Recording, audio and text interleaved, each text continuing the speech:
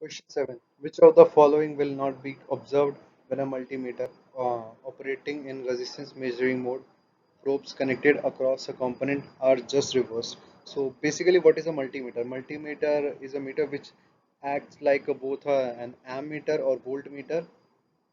Okay, so we have to find which one is true.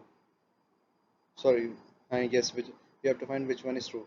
As we know that the given multimeter is operating in resistance mode, so as there is resistance, there would be capacitor. So according to me, option 4 will be the most feasible answer because in this multimeter will show no direct deflection in both the cases, and before and after reversing the probes if the chosen component is capacitor, because the multimeter is in resistance mode. Okay, so from this we conclude that our answer would be option number 4.